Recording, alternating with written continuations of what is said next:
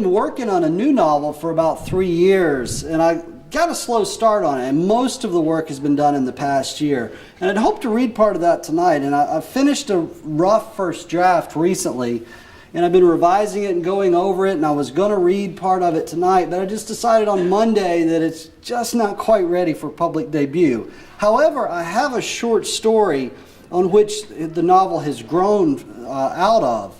And Elmer Blizzard gazed across the land he might be the last to ever see. He took a long drag on a cigarette and flipped the butt onto the gravel road and stamped it under his boot heel. Up the hill from the river in a clearing used for a cow pasture stood an ancient live oak, its bare branches stretching high into the clear sky like they were reaching for something, hopeful even after hundreds of years of nothing while waiting in the cresting field. Sherman himself had stopped for a smoke under that tree when the Yankees burned a swath through here 90 years ago. Wouldn't be long till the lake would come and that old tree would be nothing but a stump where catfish would gather, if Georgia Powers and the government's plan played out correctly. Down the slope, the river streamed through the gully, narrow but deeper in the cut of red clay between gently rolling hills. Across the river and up, young pines took over and stretched a long way back, the new trees courtesy of the Georgia Pacific Plywood Company. Lake must not be going that high over there, Elmer figured, or else that'll be the shoreline. Pulpwooders had clear-cut all the pines where the lake would go, leaving only a field of stumps, but the hardwoods they left behind. It was December, but the sun was warm, and the brown grass rustled in the easy wind. The road where he parked curved down toward the river and ran parallel and close to the water for about 50 yards before it veered back the other direction, a mirror image of the river's course, a lazing, meandering oxbow. He ambled down to the water's edge where he stood in plain view of old Miss McNulty's house, the little shack across the road from the kudzu-covered junkyard situated in a flat, low spot at the bend of the river. From about 100 yards away, he could see her, squatting on her porch by an antique bathtub, fooling with something under it, her back to him. She was a big-boned woman who carried herself proud, her posture like that of an old Indian chief, her hair dark despite her age. She'd been living in that house as long as he could remember, that tub sitting out there the whole time. She didn't have electricity or running water. Her black chow sat next to her on the porch, his wide tongue hanging from his mouth. The dog looked at Elmer and then back to her. Elmer turned to face the river, unzipped his fly, pulled it out, and peed in the current. "Big water's coming," Elmer said, as a long stream of urine arched through the air and glittered golden in the sunlight before splashing in the moving stream. "Yep," he continued, looking back at Miss McNulty's shack, not open his lips very wide when he spoke, but still speaking loudly in his scratchy drawl. "The power company's going to flood you out, honey pie."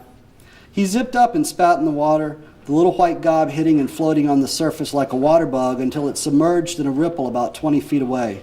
Big water's sure enough coming. Miss McNulty didn't turn to look at Elmer until he was on the top step, the board creaking like it always had. He was a little man, wiry, 150 pounds at most, so it didn't squeak much.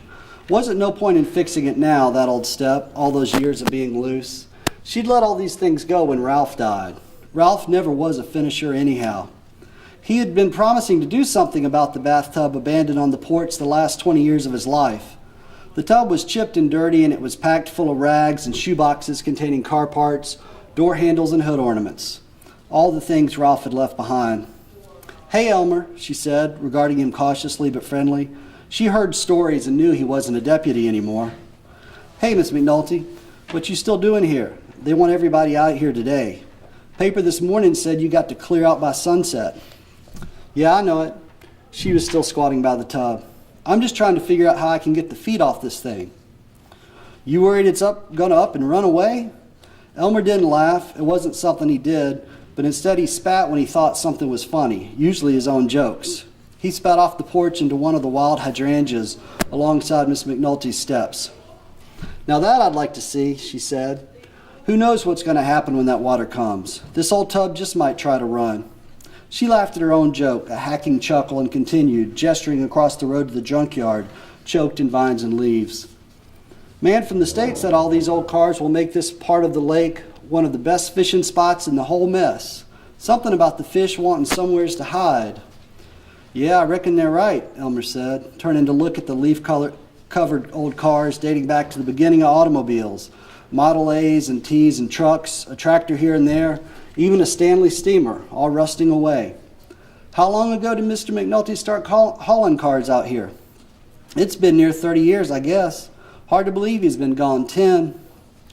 Yeah, I wonder what he'd think of this. I guess this part of the lake will be 50 feet deep down here in the gully, and I bet the top of that old oak tree will be sticking up through the surface of the water. I wonder why they didn't cut it down like they did all those pines. They only want the pines. They won't mess with this hardwood. No money in them. Miss McNulty put her hand on the tub and looked towards the river beyond the junkyard. You think that dam is really going to fill up the land like they say it is? She asked. Elmer spat again. The hydrangeas were getting wet. Oh, hell no, he said.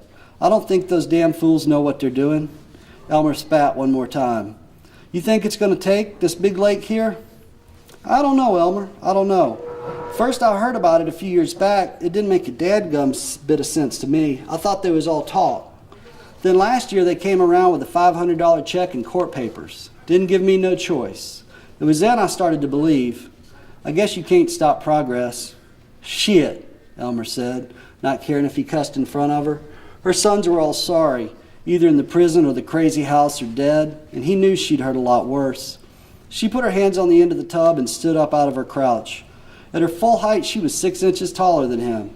She brushed her black bangs from her forehead. Progress, Elmer said, taking a step back. Monkeying with the land God made ain't progress. It's just plain craziness if you ask me. God didn't build no lake here. Oh, Percy and I would tend to agree with you. She leaned down and patted the dog on the head. Don't we, boy? The dog smelled dank, like he'd been swimming in the river earlier and his thick fur wasn't all the way dry. She scratched under Percy's chin and then looked up at Elmer. What brings you out this way? Oh, I'm working for the sumbitches, the power company, on their scout crew. They want to find anything of value they can sell before it ends up on the bottom of the lake. Well, I guess I better get these claw feet off and take them with me before you do. Shoot, I ain't going to take them from you. They ain't worth that much, but I'll help you get them off. You're going to have to flip this thing over if you're ever going to get them loose. Yeah, I reckon you're right. She picked out several of the shoeboxes full of car parts stored in the tub and set them against the wall of the house. Her robe fell open and he was glad to see she had a house dress on under it. Elmer helped her clean out the tub, dumping rags in a pile. When it was empty, she moved around to the end and gripped the lip of the tub with one hand on the side and one on the end. Elmer, you get the other side there and we'll flip it this way, she said, gesturing toward the house. He nodded but looked unsure. This thing's cast iron, ain't it? Yeah, but we can get it. She weighed at least 50 pounds more than he did, and he had strong arms and legs and a sturdy back from years of hauling things around a junkyard. Got it, she said? Yep. They flipped it over toward the house. The rusty tub lay on its rim like a dead pig, belly up, its stubby claw feet extending stiffly into the air. Elmer studied the bottom of the tub, caked with dirt and spider webs. Each foot had a screw hidden in a hole in the soles. All you need now is a screwdriver to get the bolts loose, Elmer said. Let me see where my screwdriver is. Come help me look. He followed her into the front room of the shack. The house was as messy as any he had ever seen, and he remembered his mama describing the McNultys as good people, but sorry housekeepers. Car parts were everywhere, a carburetor on the mantel, a tire rim on a love seat, pistons on the dining room table, half of an engine block on the floor. She gestured toward the kitchen. Let's look in these drawers. Elmer opened a drawer in the cabinet near the door and shuffled a clump of butter knives and ice picks and spark plugs and hood ornaments and car door handles, everything but a screwdriver. Miss McNulty made a loud racket shaking a drawer near the wash basin, the soft clanging of small metals. She laughed a short, dry hack. Ha! Got it, she said, holding up the tool for him to see. He followed her back out on the porch. She crouched and began to unscrew the bolts within the claw feet. Elmer offered to help, but she shook her head no. Elmer watched her for a minute or two until that eternal feeling of boredom came over him. He got tired of company right quick. Couldn't stand to share a moment with anyone for too long. The 6 years he was married liked to have about killed him. Miss McNulty, I got to get on back to work, I guess. He spat into the hydrangeas again, not because he thought anything was funny this time, but he was trying to be polite. What's that, Elmer? She was still preoccupied with freeing the claw feet. She had one foot loose and was working on the second. He hustled his balls with his left hand. I said I got to get on back to work. He eyed the inside of her shack for any piece worth more than $1. He didn't see a thing. She certainly hadn't spent her check from the power company on furnishings. "All right," she said, still not looking up. She was focused on the tub and the feet and the screws. "Thank you for helping me hoist this old thing. How are you getting out of here this evening?" Elmer couldn't see that she owned a car that ran. "What?" she said, working on foot number 3. Elmer hustled his balls again. "I said, where are you headed this evening?" She looked up at him directly, like the idea of leaving the house had not even crossed her mind. "You got to go somewhere," he said. "They're shutting the floodgates tonight. The big water's coming." He hustled his balls extra long. He was dying to get away from her and be by himself in the woods, having a smoke and listening to the birds chirping and the squirrels rooting around there one last time. He couldn't stand to be on the porch with her another minute. She looked at him as though she had never seen him before. "I guess one of your daughters is going to come get you, ain't they?" He was nodding his head yes, answering his own question. She nodded, though she looked like she didn't understand. The nod was good enough for Elmer. He had to go. "All right, Miss McNulty, I'll see you in town sometime. Don't stay out here too late. The lake's a-coming." He turned on the porch and went down, the top step squeaking like a half-drowned bird. "Bye, Elmer. You take care now, you hear?" she said weakly, but he was already down the steps and didn't hear. Elmer lit a cigarette and walked away from Miss McNulty's as fast as he could, thinking, "Crazy damn woman, wrestling with that old tub. Surely her daughters wouldn't just let her go down in the flood. He sure as hell wasn't going to be the one to drag her back into town." He walked along the river's edge where it wasn't grown up with brush, where it had been cleared and grazing cows had kept the shrubs down. The farmers had long since herded all their cattle out of these parts. Only animals he saw were 3 wild dogs that lived in the woods on rabbits and squirrels and the kindness of backwoods people like Mrs. McNulty. Elmer gazed at the river and tried to imagine it rising 20 feet higher, covering him and the trees and the hills, but it wouldn't come. The best he could imagine was a blue, murky image of water like he'd seen from a battleship in the Pacific.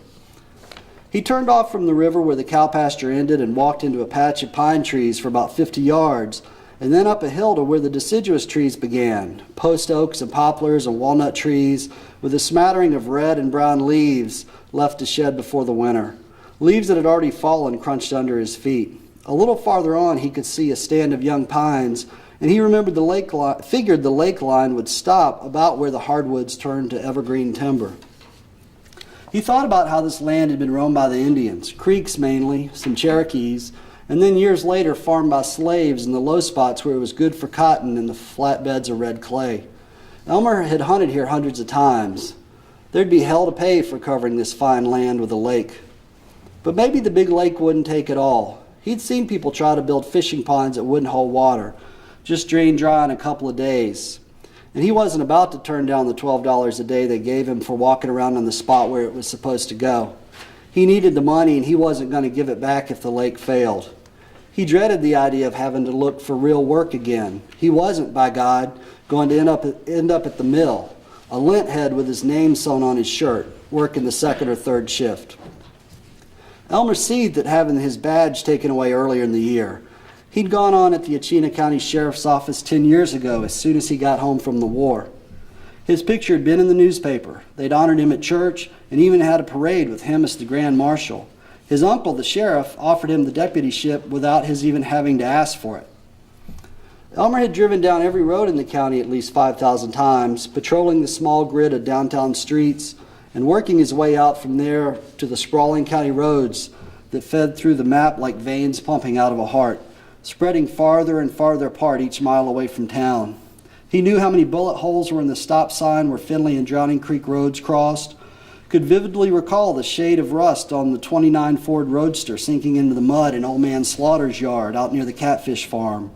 He'd driven past the nigger shacks, the old cedar wood planks, dry and cracking and popping loose from the sagging frames until they were a part of him. He wondered where all those colored folks would go when the lake came. He lost his badge when they caught him the third time with a woman locked up at the prison farm for shooting her husband. It wouldn't have been enough for him to get fired if the state hadn't gotten involved. They'd ruined the best arrangement with a woman he'd ever had. Sneak it fast and get the hell out of there before she had a chance to start bitching at him like his wife used to do. But his uncle, the sheriff, being family and all, arranged for a job for him on the Power Company Scouts, the team that walked inside the plotted lines where the lake would go. During their first staff meeting, a man from the power company told them about the history of Georgia's rivers, how Sidney Lanier, a poet, had written about the Chattahoochee and how it flowed out of the hills of Habersham down the valleys of Hall. Elmer had been forced to memorize that poem in high school and could still recall some of the lines. "We're showing his ass now, ain't we?" Elmer said, walking through the trees, damming these mother-scratching rivers up. But he didn't feel good about it.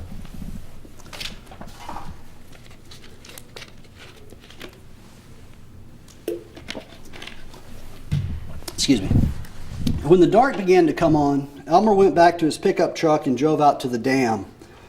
He pulled into the field on the back side of it where everyone was parking. He sat there and watched through the windshield. It was a goddamn party. The county's rich folks eating and drinking under dark green tents set up by White and Sons Funeral Home. All the serious fools from the state and county and town were there, drinking bourbon and chilling champagne for the big moment when the floodgates slammed shut. They were wearing ties and eating fried catfish and cocktail weenies. State Senator Aubrey Terrell was working the crowd, glass in hand, his shock of silver hair visible from a long way off. Elmer also saw his uncle and the county commissioners, the mayor, 2 judges, and a gaggle of lawyers yucking it up like chickens at the feed trough. There was a whole flock of assholes from the power company in the state he didn't know and didn't want to know. The huge dam loomed above the festivities, certainly the biggest thing ever built around here, longer than 3 football fields and as high as a 10-story building.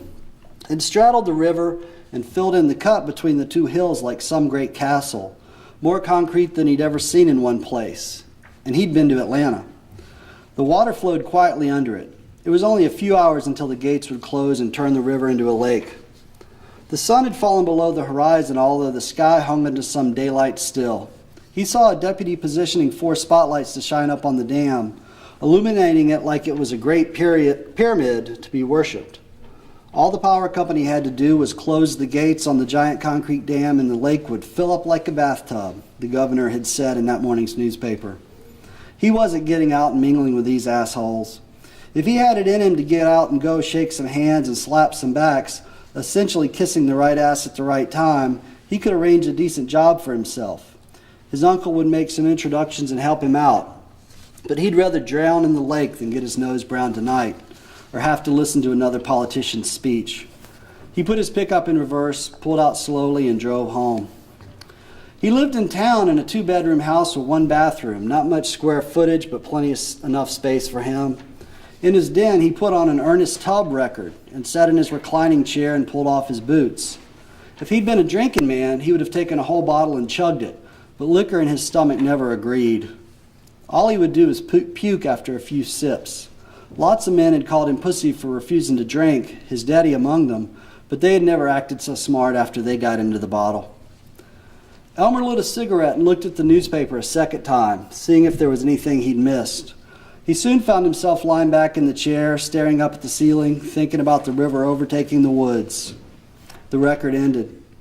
He got up and went to his bedroom. He stripped down to his boxers and t-shirt, threw his shirt and pants over the side chair, and got under the covers and lit another cigarette and turned out the light. He lay on his back and finished the cigarette and rubbed it out on the ashtray on the nightstand. He closed his eyes and tried to sleep, but sleep wouldn't come. It was a long way off. He saw the image of the dam and the river and the men in ties laughing and smiling and drinking. His Smith & Wesson Model 10 was locked in the trunk at the foot of his bed with enough bullets to take them all out. But that wouldn't stop the dam, and it would end him up dead, or worse, down in Reedsville with all the criminals and lunatics that would beat him and even fuck him because he'd been a deputy once. He knew about prisons and what happened to ex-lawmen inside there. He was in bed an hour, but no way was he sleeping tonight, not anytime soon. He put his clothes back on and pulled on his boots. He got out the shiny black .38 revolver and a box of ammo, just in case. He went to his pickup and flipped on the radio. He sat there spinning the dial, wondering if there would be any news about the dam. But it was the same shit they always played. Country and gospel and some preacher from somewhere screaming about Jesus and Satan and our everlasting souls, then begging for money. He cranked up his truck and decided to drive out in the country and to see the river rise up out of its banks. Town was quiet, and soon he hit the gravel and dirt roads that were lonesome tonight like they always were. As he got farther out into the country, he thought this might be the last night that some of these old roads were above ground. that he might just be the last one to drive on them. He didn't see a single car, not that the roads ever had much traffic this close to midnight, but usually he passed a few people coming home from the juke joint, or a few redneck boys spotlighting possums and squirrels and shooting at signs and liquor bottles they tossed up in the air. And there was always at least one or two of the old alcoholics out drinking and driving slow, waving at everyone they passed. He thought there ought to be a deputy somewhere out here too, like he used to be, but it was just him. He drove down the road to Miss McNulty's house, and the headlights hit her sitting on the top step of the porch, the tub's 4 claw feet lined up beside her. He pulled in the driveway and parked. The old black chow bristled and barked and showed his teeth. Miss McNulty sat there, not acknowledging Elmer. No light came from her shack. He cut the truck lights and couldn't see a thing. He waited for his eyes to get used to the dark. He got out of the pickup when he could finally see the silhouettes of Miss McNulty and her dog on the steps. It was a clear night with only a quarter moon, so the stars shone bright overhead. The air was cooler and the wind was picking up, rustling the trees and the leaves of kudzu that clung to the old cars in the junkyard. He could smell the fresh river water and heard its flow. He walked gingerly toward the house, keeping an eye on her dog, only a murky black shape in the darkness. "Hey, Miss McNulty," he said, "what you still doing out here? You going to get washed away?" "Who's that? What you want?" "I got a gun. I ain't got nothing to steal." "It's me, Elmer Blizzard." He stopped about 30 feet from her. "You ain't a deputy no more, is you?" "No, ma'am." "Well, what in the hell you doing out here, sneaking around in the dark at this hour? I'm an old woman, but I ain't that old. I ain't scared to shoot you." "I believe you," he spat. "Miss McNulty, I was just checking up on you. You know they damming up the river tonight. It's going to flood you out pretty soon, probably sometime in the early morning. Maybe tomorrow. Ain't you got no plans to leave?" He stepped closer and the dog took to barking again, this time coming down the bottom step, growling low. Elmer had always hated chows, had been bit on the ear by one when he was in the 4th grade and still had the scar. Drowning in the flood would do that dog some good. He looked around quick for a rock to throw in case it charged him. "Percy, Percy," she yelled. The dog calmed. "That's a good boy. You don't bite him lest I tell you to."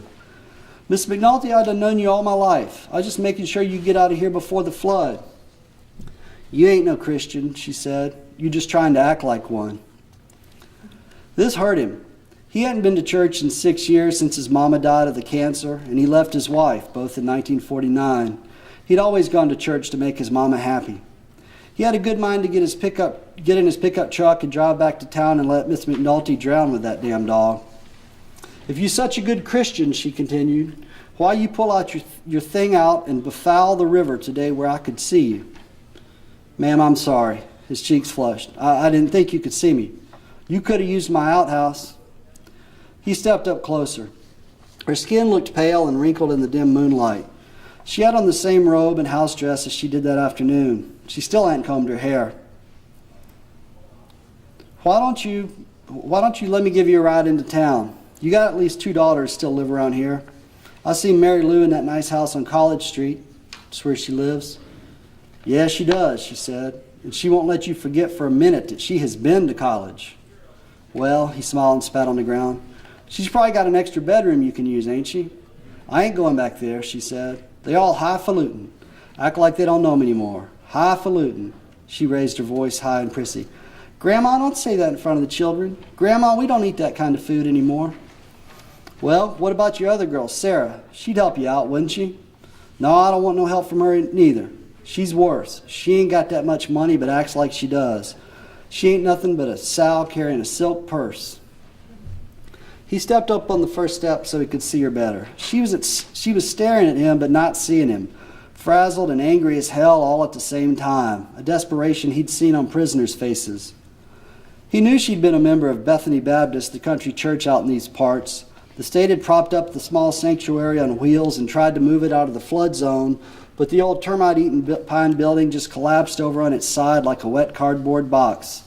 The big Baptist church in town had agreed to take in the congregation, transfer their memberships, but most of the Bethany Baptist members had quit going altogether, disinclined to take charity from the city slickers. The state also had dug up the graves behind the church and relocated the bodies to a makeshift cemetery on county lands next to the dump. Her husband, Ralph, was in one of the pine coffins they'd exhumed and reburied. Well, what about your church folks? Elmer said. There's some of them will take you in, ain't they? Shh, she said angrily, stopping mid-word. Well, somebody in that church will help you, won't they? She just shook her head. She looked down at the porch floor. Then she smiled. Hey, look, Elmer, I got all them feet off the tub. Yes, ma'am, he said. That's good. She nodded happily, and her dog's mood improved along with hers. He wagged his tail. Elmer scratched his neck, thinking. He couldn't see the river, but he could smell the water. He listened closely and thought he heard it rushing, as though it was backing up and running over its banks. He studied the low land around her house. It'd be underwater pretty soon if the lake filled up like the power company said it would. He sighed. He stepped up another step, closer to her.